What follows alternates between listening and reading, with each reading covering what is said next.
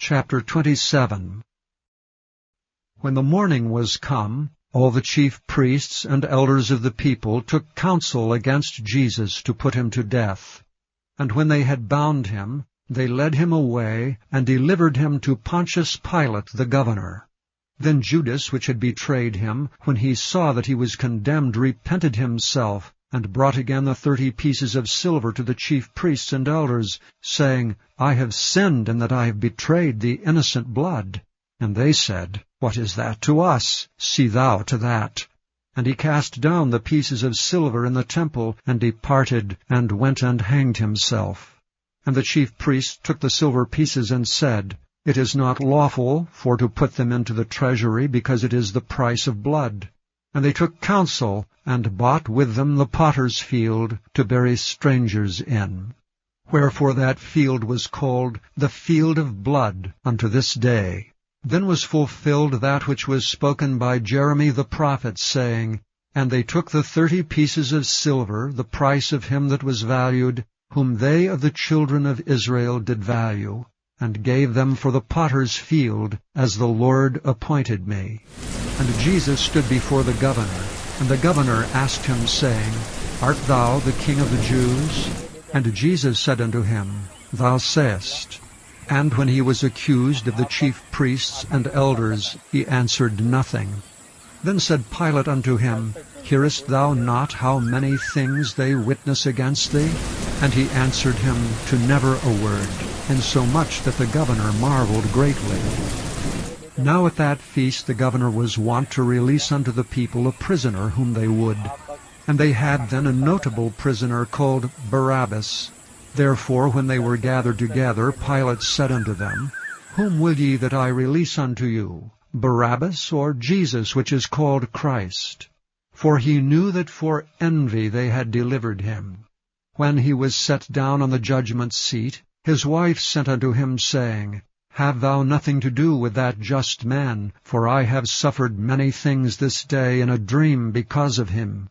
But the chief priests and elders persuaded the multitude that they should ask Barabbas, and destroy Jesus.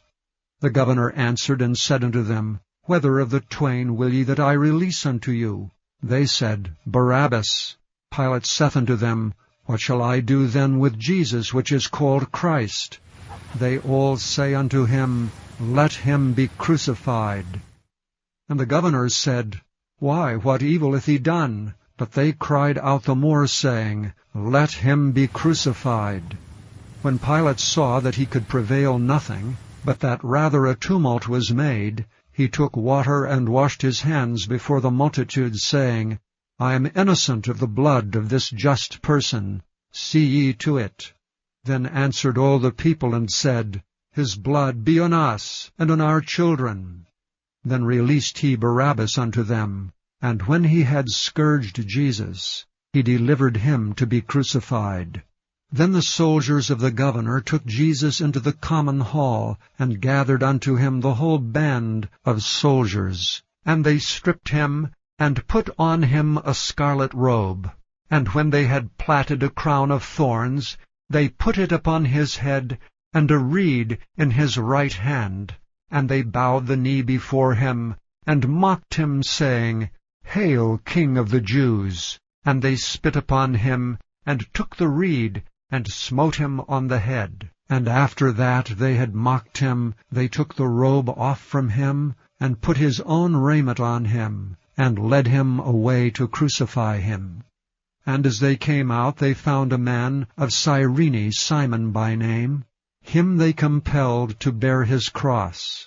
And when they were come unto a place called Golgotha, that is to say, a place of a skull, they gave him vinegar to drink mingled with gall, and when he had tasted thereof, he would not drink.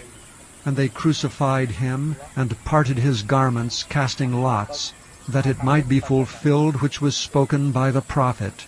They parted my garments among them, and upon my vesture did they cast lots. And sitting down they watched him there, and set up over his head his accusation written, This is Jesus, the King of the Jews. Then were there 2 thieves crucified with him, one on the right hand, and another on the left. And they that passed by reviled him, wagging their heads and saying, Thou that destroyest the temple, and buildest it in 3 days, save thyself. If thou be the Son of God, come down from the cross. Likewise also the chief priests mocking him, with the scribes and elders said, He saved others, himself he cannot save.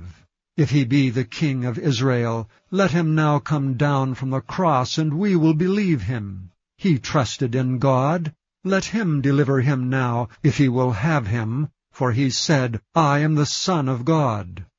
The thieves also which were crucified with him cast the same in his teeth.